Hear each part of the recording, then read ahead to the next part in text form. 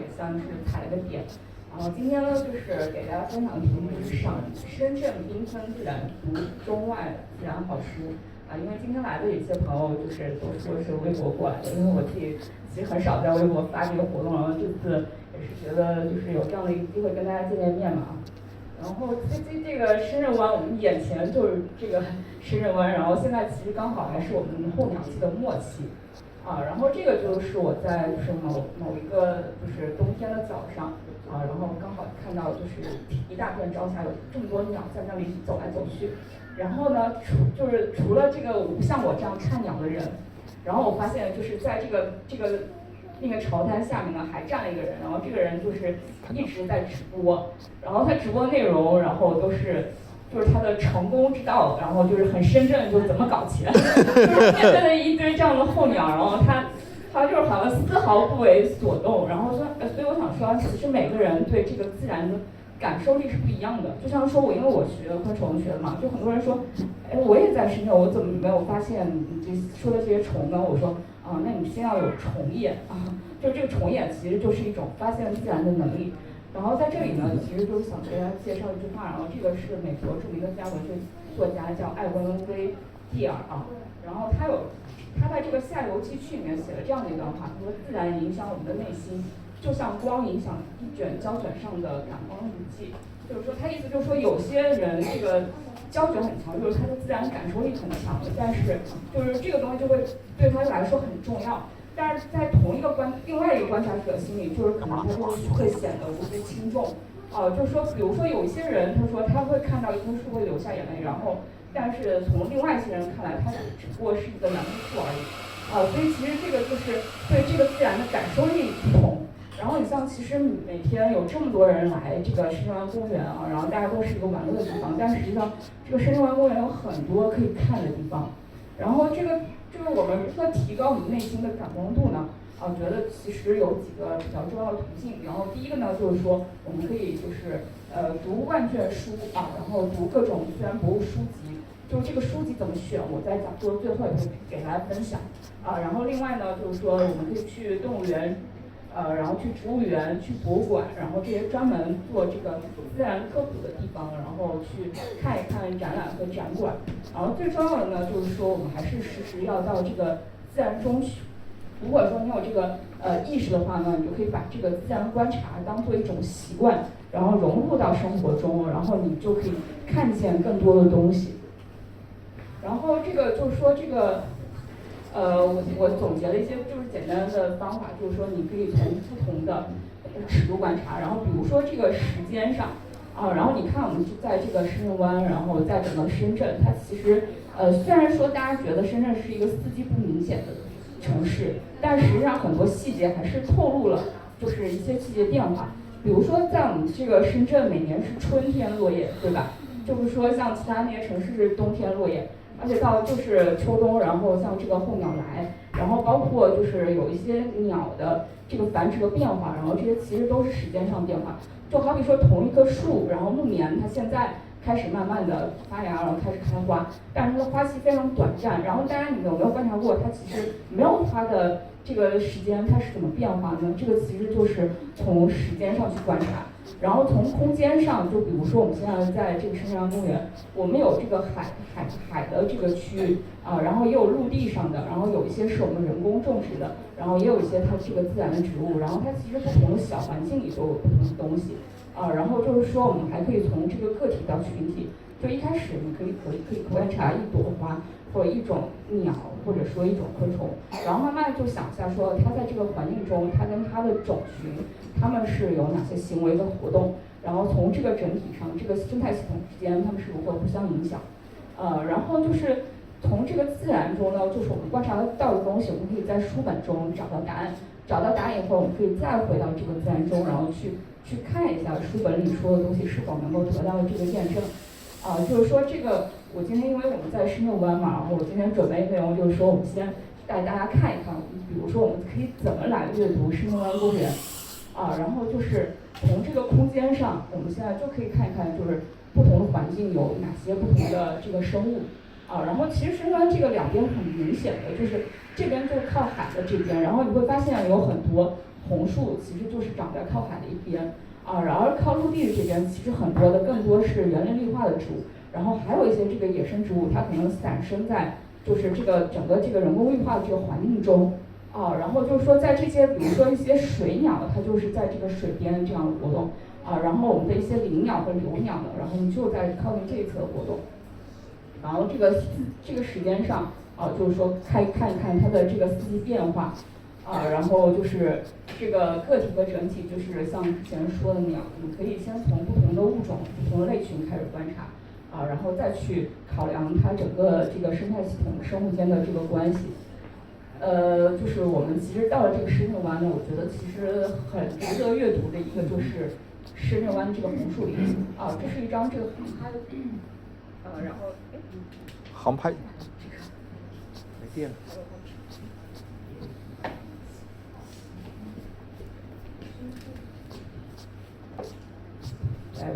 对，然后这是一张这个深圳湾的航拍图，然后大家发现说它其实这个红树林就像这个一条这个绿色的条带一样啊，就是说就是沿着这个海边紧紧的这个分布啊，而且其实我相信就是说刚来深圳的人，很多人都会对红树林有困惑，就是很多人会以为说它很像这个什么香山的那个红叶一样是红的，就说哎为什么这个红树林不是红色的？啊，然后就说哎，或者说来了以后说，我现在到了红树林，这个红树林在哪里？没有看到红树林啊，实际上就在我们这个眼前，就是这个海岸带这一带都是红树林。这个红树的这个红啊，它其实到底出自哪里？实际上是出自于这个红树植物，它富含一种叫单宁的这个色素啊，然后这种物质，就实际上我们也很熟悉，就是说在这个红酒。还有这个茄子切完以后，过一段时间会变黑，这个都是单宁所形成这个颜色啊。然后这个其实就是在一些就是东南亚地区，当时的一些就是西班牙和葡萄牙的殖民者，然后他们发现这些红树植物可以提取一些红色染料啊，所以其实把它命名为红树。而且呢，其实这个红树它并不说是一种树，主要是它是一类可以专门长在这个海岸潮间带的这类这个树的统称。而且其实大家每天就是经常来红树林，你会发现到有时候其实这个海水甚至都能把这个树淹没啊，但是它还能在这个红树林，就是在这个海水里生长啊。然后实际上红树它生长环境非常特殊，它一个是要在这个海陆之间，就是说有海水和淡水交汇的这个地带啊。然后另外呢，就是说它对这个温度还有一定的要求，就是在其实中国这个红树的自然分布。最北就是到福建，再往上就是说像这个浙江有一些就是人工种的红树林但实际上再往上像那些，比如说我们到北方，它其实也有海陆交汇的地方，但是由于这个温度条件，它就是没有办法形成这个红树林在这个红树里面呢，其实还是分为两类，就是我们可以看一下它跟这个海岸潮间带的关系，就是离这个海最近的这边。这一类的叫这个真红树，它是专一的长在这个海岸潮间带，然后呢，而且它其实是为了适应这个海水，它发展出来很多很特殊的结构，这类叫真红树。另外一类呢，它就是长在这个就是海陆之间，就是说既能在这个海岸的潮间带生长，也能在这个纯陆地的就是地方生长，然后并且它其实是并没有发展出很多这个适应海水环境的结构的。此外呢，其实在这个真红树和半红树以外，就是有时候还会有一些半生的植物，然后长在这个真红树和半红树这个区域里面。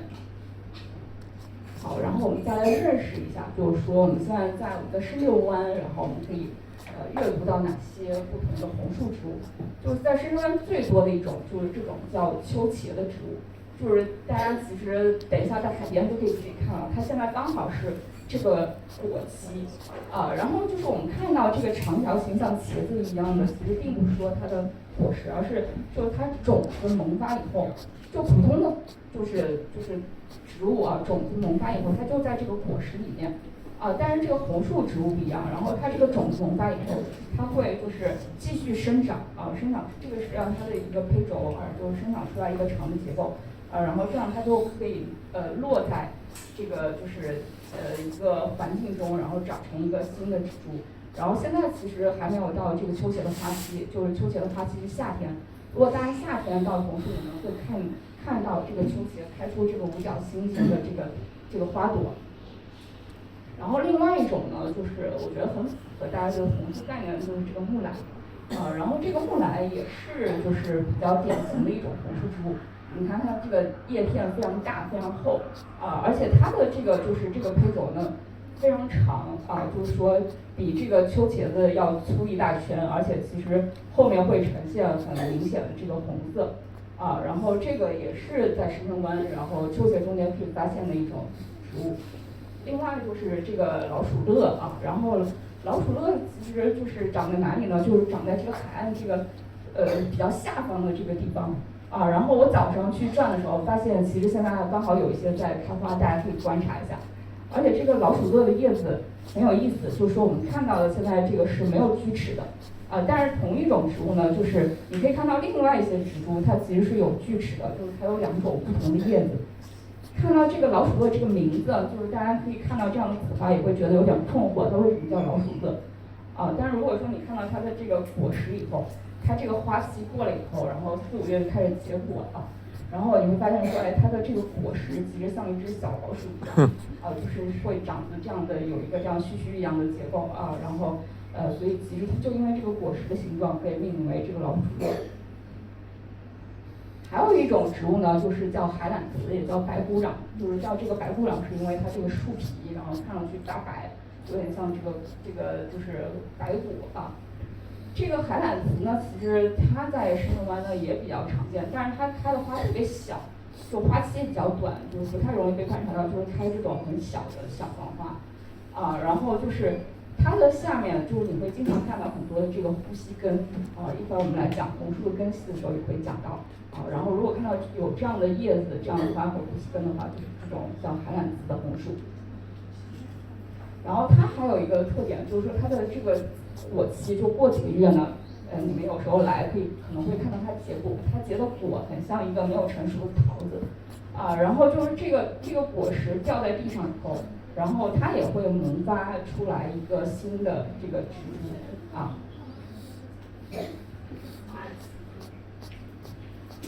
这种植物呢现在正在开花，早上看到的时候就是它有很多五角星形的花，然后果实呢就像这个辣椒一样然后它的这个名字叫同花树，然后也叫蜡烛果。其实我觉得它的果实不是很像蜡烛好像很像这个辣椒的感觉。辣椒。然后现在其实也是它的花期，它也是一种真红树植物。另外就是这个乳蕨，然后这个乳蕨可能还是要往保护区那边会更多一些然后这个也是唯一能长在海水里的这个蕨类植物。就是到了一定的时间，你会看到它叶子背面有这个红色，就是铜锈一样的感觉。然后这个其实是它的孢子成熟了，因为其实这个蕨类植物跟前面那些开花的被子植物不一样然后它不能够开花结果，它就是用这个后面这个孢子，然后来进行繁殖。还有这个海桑，这个海桑呢，其实它是一个外来移民就是它原本其实不在深圳，但是就是深圳从90年代从海南引进了一批这个海桑，然后现在它也成为这边的一个优势植物。而对面这个香港呢，就是一直在吐槽我们引种的这个，因为其实在香港他们是非常严格的管理本地植物的，但是就是每年都会有大量的海桑的就是种子飘过去，然后在那边生根，所以那边其实一直在清除。我们这边其实海桑还是一个挺大的种群，因为其实它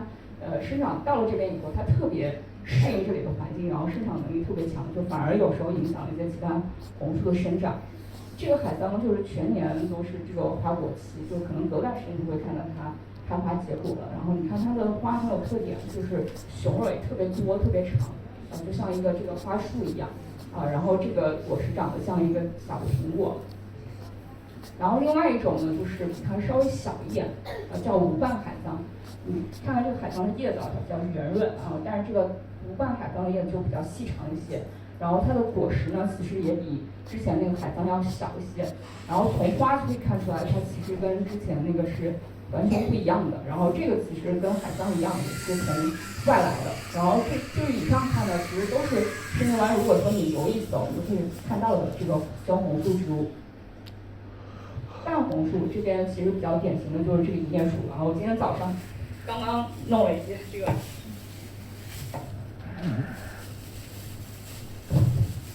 大家坐，就有点湿，坐前排的可以，就是可以感受一下。可以吃吗？有食用价值或药用价值不？不能吃。没有任何价值。你摸一下。给一个，这个，我带回家能种吗？能种得活不？不能种。对，然后大家拿到这个种子可以摇一摇，然后你就会发现它其实很轻啊，是一个木质的。对，然后咬不动，真的咬不动。对，然后这个银叶树它就是深圳